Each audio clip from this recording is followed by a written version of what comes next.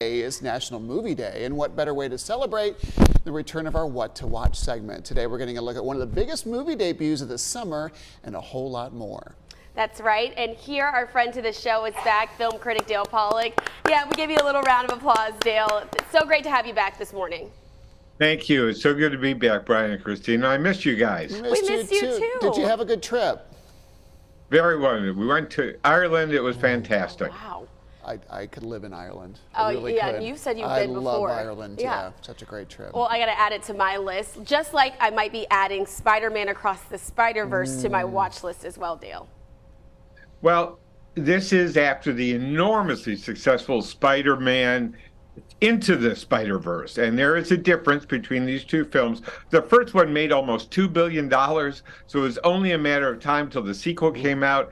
Here it is. It also won, by the way, the first one won the Best Animated Feature, which was revolutionary because it is so un-Disney-like. And that tradition continues into this one. The animation style is frenetic. It's crazy. You think you've adjusted, and then they hit you with a whole new style of animation that really rocks you in your seat. The problem with this film is there's too many Spider-Mans. The multiverse contains obviously multiple worlds, and it seems like every one of them has a different Spider-Man. And when they all get on the screen at the same time, it honestly becomes a little overwhelming. You can't figure out which Spider-Man is which. Who are you supposed to identify with? Who are the good Spider-Men? Who are the bad Spider-Men? Shameik Moore comes back as the lead Spider-Man, but this film had 3 directors. It took 3 directors to keep the story straight. And that tells you something, that it's a little too complicated, and you kind of lose your way in the middle of it. It ends with a strong finale, so definitely stick around for the ending. But at almost 3 hours, this is just too many Spideys. Okay. I still give it 4 popcorns because of the achievement in storytelling and in the animation, which is sensational. Okay. I can't believe it's 3 They're getting a little lost, the Marvel characters, in this multiverse concept because there's no definition to the worlds anymore. Every world just blends seamlessly into another, and therefore kind of trying to keep track of it can be confusing. You know, Dale, I really enjoyed the first one. It caught me by surprise just because of, like you said, how different it was. I really liked the messaging. I liked how they dealt with family, with loss, with teamwork, with mentorship. It had a lot of really good messages. Does that continue in this one, or is it just trying to keep up with the spider people? It does, but in a less subtle way. So here it kind of hits you over the head with it.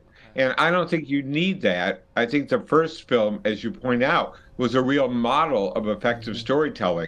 And I think they just got ahead of themselves in the sequel. And they said, well, let's throw in this and let's throw in that. And by the end, you're in a big kind of a spider mush. Okay. Spider mush. Spider mush. 4 popcorns, though. I'm glad you like the storytelling aspect. Let's move to our next. It's one of the crown jewels of HBO Max. It is the final season of Succession. This has been highly anticipated.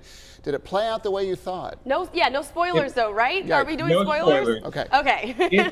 It plays out better than I thought. Wow. I was wondering, how are they going to wrap up these very diverse strands of this one family, the Roy family, played by Brian Cox as the father, and then Jeremy Strong and Kieran Culkin and Sarah Snook are his 3 children. And there's also great assisting supporting acting by the British actor Matthew Macfadyen, who plays Tom, and Nicholas Brown, who plays Greg. I don't know how to describe this. This is, to my mind, one of the 3 greatest series ever done on cable television, along with The Sopranos and The Wire. This is right up there. And this last season did not only not disappoint, it excelled. And the second to the last episode, what we call the penultimate episode, is the finest piece of writing and acting in the entire 5-year series. Wow. That's so amazing. I can't give this a high enough rating. If I could, I'd give it 10 popcorns because this is a legendary series. And I was not into it at the very beginning. It took me a couple of years before I started to sample it. But once you begin to watch, you will find yourself hooked very quickly. And this series deserves the plaudits it is getting. It deserves all the water cooler chatter about the final episode, the next to final episode, what we call the funeral episode. I won't say anything more than that. Okay. But this is exceptional storytelling. And the writer-creator, Jesse Armstrong, should win every Emmy Award next year, for this season of Succession. It's just, there's nothing better on TV right now. My goodness. It's interesting that you said that it took him a while to get into it, because I definitely have been struggling in the first season. I've seen like the first 3 or 4-ish episodes. Yeah. But I keep hearing that I have to keep pushing. You do, because you say at first, why would I want to hang out with these people? They're not very likable. And you have to get over that. You really get into the pull of the characters. And it's so many different acting styles also in the same series. And Jeremy Strong, who plays Kendall, has been kind of mocked for his intensity and the way he approaches the role. But boy, it all really pays off in the last 2 episodes, which I think are 2 of the finest episodes ever on television. Okay. Awesome, So, Dale. you know, this is a big one. And I know we have to wrap soon. We only have a minute left. So Sarah Silverman, Someone to Love. Can we get a quick synopsis on this one? Yeah, it's her best comedy special to date. She is really pertinent. She's relevant. She makes great observations. She makes fun of herself. She's just, I think, the best female comedian working today, although there's strong competition. You know, the stand-up comedy special has become a real draw for networks like Netflix and Amazon, and you're going to see a lot more of these stand-ups, but the female stand-ups have really excelled, and Sarah Silverman is right there at the top. I've always really liked her. She can be very shocking at times, Yes. but that is part of her draw. Is there a popcorn rating for this? She comes off as a nice person, and I think that's All right. Is there a popcorn rating for that one, Dale? 4 popcorns. 4 popcorns. Awesome. Is this the first 4 4 popcorn yeah. sweep? I think so.